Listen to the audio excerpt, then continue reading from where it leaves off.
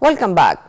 Despite the fact that all Egyptians were celebrating with their handball national team qualifying to the World Cup and to Paris 2024, the next Olympic Games, unfortunately, no voice is louder than the AFCON. When it comes to football, it's the most popular game, and Egypt was knocked out yesterday by the Democratic Republic of Congo in the last 16 encounter, which ended with a 1-all draw, and then on penalties, Egypt was defeated 8-7. To shed more light on what was going on and what are the reasons behind this failure, whose responsibility is that, we are very much delighted to have with us via phone Mr. Hazem Askandarani, our sports analyst. Thank you very much for being with us, sir.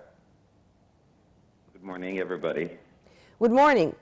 Well, Roy Vitoria, many people, even, the ordinary citizen, because we are all, when it comes to football, are experts, are saying that he should shoulder the whole responsibility when it comes to the selection in the first place of the squad, and when it comes to his way in managing or running the encounters since Mozambique. Before going into the details, do you agree with this vision or no? From my point of view, I believe that he is responsible for a small part of the responsibility of what happened, because I believe that working with such a system of the Egyptian Federation of Football, it's logic. What happened is really logic.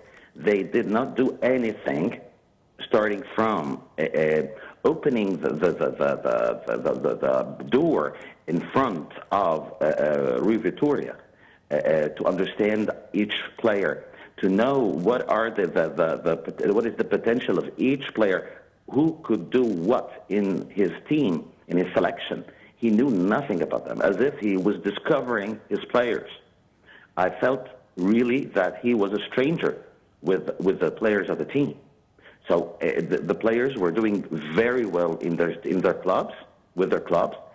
Performance of Al Ahli or even Zamalek. Where is, when I speak of the players of Zamalek, and with our internationals outside, Trezeguet is doing great there, Marmoush is doing great in Eintracht Frankfurt. Yes. Of course, Mo Salah is doing great with Liverpool, but far from that, there are players who are great with their teams, but they do not fit for the national teams.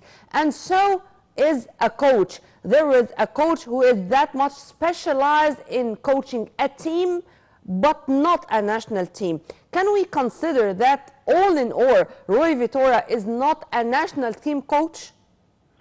Starting from the beginning, we can see that his first experience in Africa already was with our team. This is number one. Number two, it's his first time to start with a national team. Yeah. His performance was with clubs and not national teams. So choosing him meant to us that he must get all the support from the Egyptian Federation of Football to have a clear view of our players, who will do what. What we felt during the 4 matches that Egypt played in this AFCON showed that he knew nothing about the players. Who should do this? As they chose him to be the coach of the Egyptian selection, they had to give him more time, more chance, more opportunities by organizing matches, friendly matches of the team, to know the potential of each player. And this never happened because the Egyptian Federation is working for the club. In the camp of the United Arab Emirates. Only the camp in the United Arab Emirates was the only chance. But even after that, sir, I'd like to ask about his tactics. Because sometimes, even if we are defeated, we can say that we did well, but it was not our day. We suffered some bad luck with injuries, for example. But give me one tactic. Give me one plan which was implemented on the ground. Give me a shape of a team. Should I call it defensive? Should I call it, depending on the attacks or the counter attack, stuff like that? I cannot find a shape. If you agree with me on that, and if this was very clear since Mozambique and it continued with us in the 4 matches we had. all what you said. I agree with all what you said totally. And this proves my point of view, that he didn't know his players. He doesn't know his players till now. He doesn't know that Marmoush, for example, was an excellent striker in the German league. Mo Salah was able to play with Liverpool not only as a right winger, but also as a playmaker. All these potentials, these are examples. You see, he didn't know how to use his players because he doesn't know them. He's wrong. I'm sure he's wrong, but he is not the main responsible. The main responsible is the Egyptian Federation of Football. They didn't do anything to support him. See? Sir, So, I do agree with what you're saying, but I mean, when he is there after Mozambique's match, he found that Inneni is not fit at all to shoulder this responsibility in the midfield, and he was not able to take the decision just to take him out and to put Marwan Atiyah. For example, he knew that there is such a harmony between Mohamed Abdel Ghani and Yasser Ibrahim, and he did not put Yasser Ibrahim in the squad in the first place, even on the bench, taking into consideration that there is Kahraba, there is Mohamed Lashin, and there are many stars with him, I mean, on the bench. Why those players did not participate in the first place? Do you have an excuse? I see that. Captain Hassan Shahata said the truth. He said, I feel he is afraid.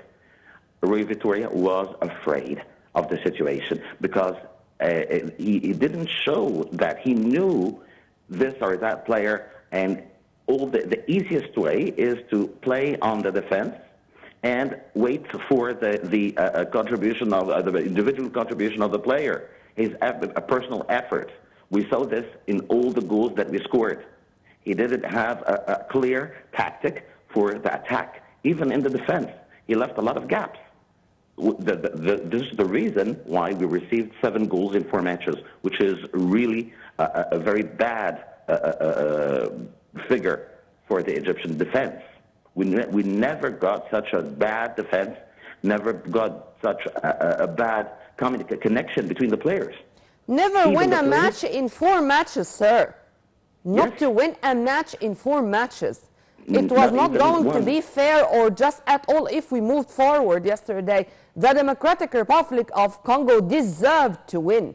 But let me return back to Vitoria, because he is the one responsible in front of us, far from there. I mean, in Cote d'Ivoire, not before.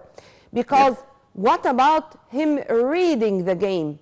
In my humble opinion, one of the most important merits of a coach is to read the game and to know what he is going to do after the first 20 minutes or 30 minutes. We found that he did not think of a change except in the minute number 75 or 80, and not to give except 10 or 15 minutes for the newcomer to try to have a positive impact on the ground. Why? Yes, because first, he doesn't know the potential of his players. That's number one. Number two, he's afraid, which is a logic result of the first situation.